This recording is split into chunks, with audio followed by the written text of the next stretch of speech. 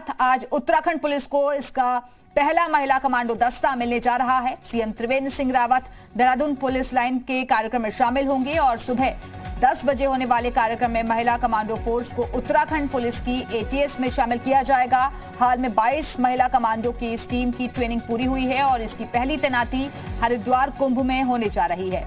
वहीं इसके अलावा सीएम त्रिवेंद्र सिंह रावत आज स्मार्ट चीता पुलिस का शुभारंभ भी करेंगे और ये कार्यक्रम देहरादून पुलिस लाइन में होगा। वहीं इसके बाद सीएम त्रिवेंद्र सिंह रावत देहरादून से ऊधम सिंह नगर के लिए रवाना हो जाएंगे।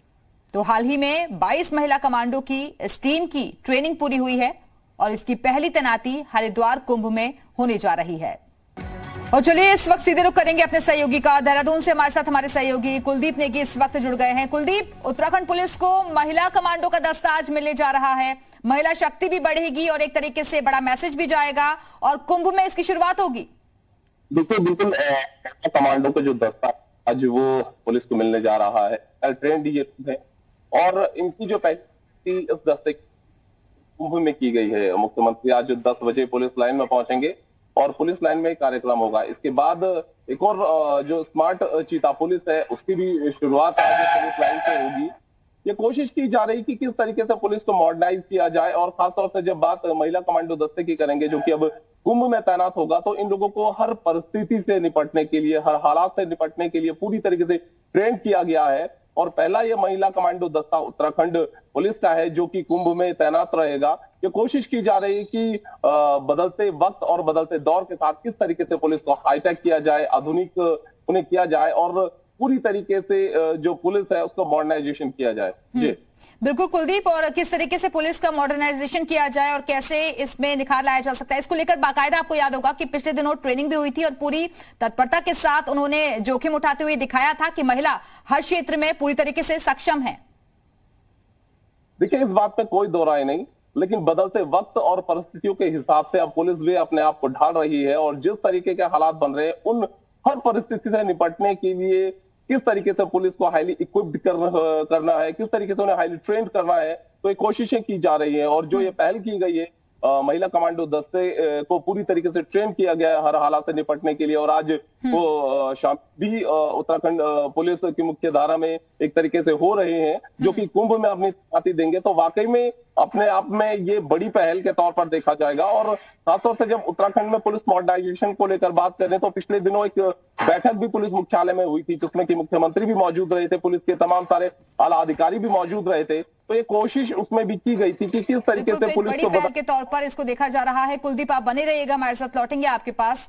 उधर सीएम त्रिवेंद्र सिंह रावत आज कई अहम मुद्दों को लेकर बैठक करेंगे और आज दोपहर बाद 4:30 बजे जल जीवन मिशन को लेकर सीएम त्रिवेंद्र सिंह रावत अधिकारियों के साथ बैठक करेंगे। सचिवालय में होने वाली इस बैठक को लेकर प्रदेश में जल जीवन मिशन के तहत कामों की समीक्षा की जाएगी और वहीं इसके अलावा शाम 5 बजे सचिवालय में ही कुंभ को लेकर भी सीएम त्रिवेंद्र सिंह रावत समीक्षा बैठक करेंगे। कुंभ की समीक्षा बैठक में संबंधित अधिकारियों के अलावा शहरी विकास मंत्री मदन कौशिक भी मौजूद रहेंगे।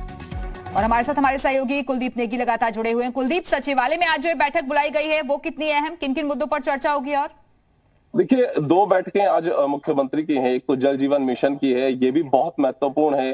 केंद्र की इस योजना को किस तरीके से राज्य में धरातल पर उतारा जा रहा है।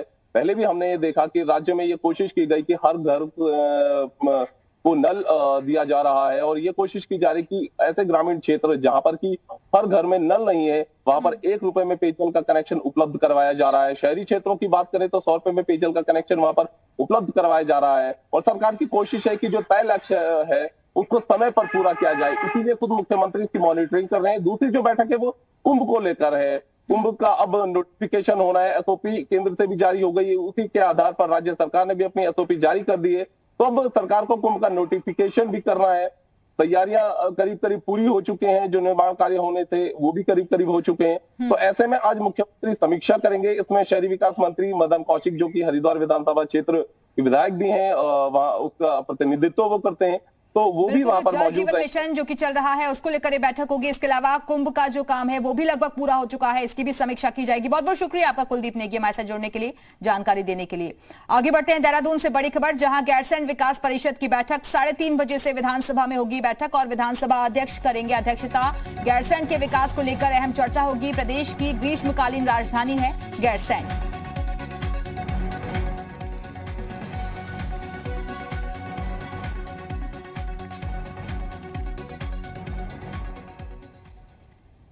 सीएम त्रिवेंद्र सिंह रावत ने दिल्ली में प्रधानमंत्री नरेंद्र मोदी से मुलाकात की और इस दौरान आपदा और कुंभ से लेकर कई मुद्दों पर चर्चा हुई। मुलाकात के बाद सीएम त्रिवेंद्र सिंह रावत ने कहा कि जब आपदा आई थी तब पीएम बहुत चिंतित थे। उस समय दिन में 3-4 बार फोन करते थे और आज पीएम मोदी से मिलकर आभार जताया। सीएम ने कहा कि बद्रीनाथ के पुनः निर्माण के लिए पीएम ने अपनी संस्तुति दी है और इस दौरान कुंभ के लिए भी बात हुई है। जिस तरह कोरोना फिर कई राज्यों में बढ़ रहा है, ऐसे में वीआईपी को कुंभ के लिए निमंत्रण देना जल्दबाजी होगी। अप्रैल में कोरोना की स्थिति देखते हुए इस पर फैसला होगा। का मुख्य कारण यही था कि मैं उनका आभार प्रकट करूं। उन्होंने जिस तरह की चिंता करी और जितनी त्वरित सहयोग किया, चाहे एनडीआरएफ हो, नेवी हो, आर्मी हो, तमाम तरह की जो फोर्स, एयर फोर्स हो, हेलीकॉप्टर्स हों, नेवी के जो जवान हैं और जो पानी में अभी भी अलकनंदा में जो बांध है श्रीनगर के पास, अभी भी वहाँ पर जो शव हैं उनको ढूंढने का काम कर रहे हैं। हर तरह के का सहयोग माननीय प्रधानमंत्री जी ने हमको किया। मैंने उनका आभार प्रकट किया और साथ ही कुछ बातें मैंने उनके सामने रखी। बद्रीनाथ केदारनाथ का पुनर्निर्माण का कार्य लगभग अब संपन्नता की ओर जा रहा है। अब जैसे अब बर्फ़ हटेगी उसके बाद कुछ काम वहाँ पर शेष है, तो हमको ये लगता है कि इस सीज़न में वहाँ पर जो पुनर्निर्माण का काम है वो हम कंप्लीट कर लेंगे अगर परिस्थितियाँ सामान्य रहीं तो। दूसरा, बद्रीनाथ जी का पुनर्निर्माण होना है और माननीय प्रधानमंत्री जी ने उसके लिए तमाम PSUs को सहयोग करने के लिए बोला है और 219 करोड़ रुपया माननीय प्रधानमंत्री जी ने बद्रीनाथ जी के पुनर्निर्माण के लिए और मास्टर प्लान के तहत बद्रीनाथ जी में निर्माण कार्य होना है उसके लिए उन्होंने अपनी संस्तुति दी है।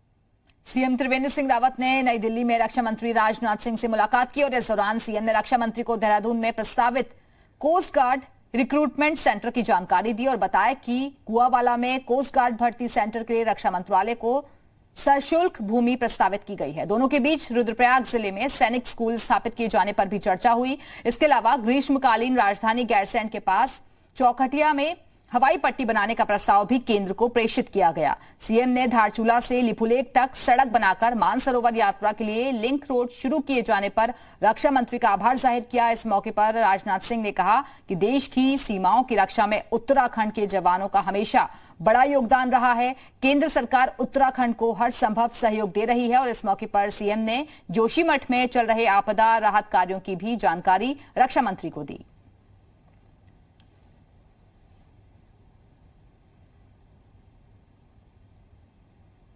एक coast guard recruiting centre Dehradun के लिए आदेशित हुआ था और उसमें कुछ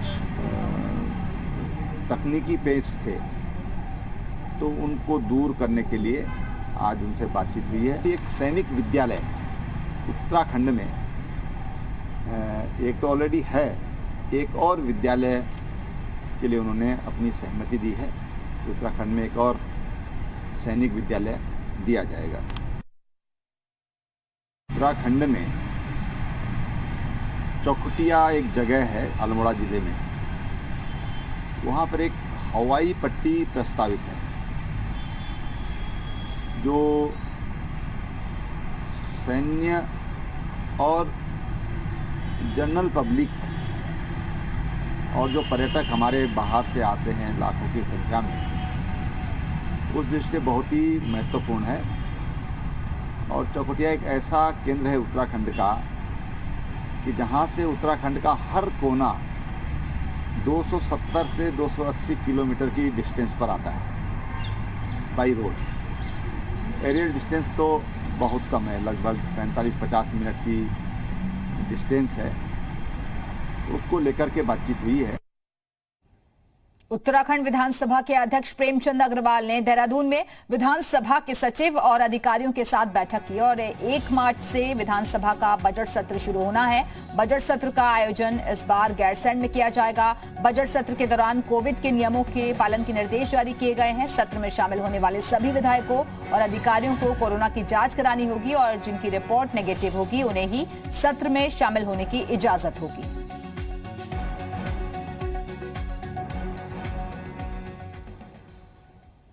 चमोली आपदा में लापता लोगों को मृत घोषित करने के लिए सरकार ने एसओपी जारी कर दी है और एसओपी के बारे में डीएम स्वाति एस भदौरिया ने बताया कि तपोवन आपदा में लापता लोगों के लिए सरकार ने एसओपी जारी कर दी है और अब लापता लोगों के मृत्यु प्रमाण पत्र जारी करना आसान होगा और लापता लोगों के परिजनों के लिए भी मृत्यु प्रमाण पत्र देना आसान हो जाएगा।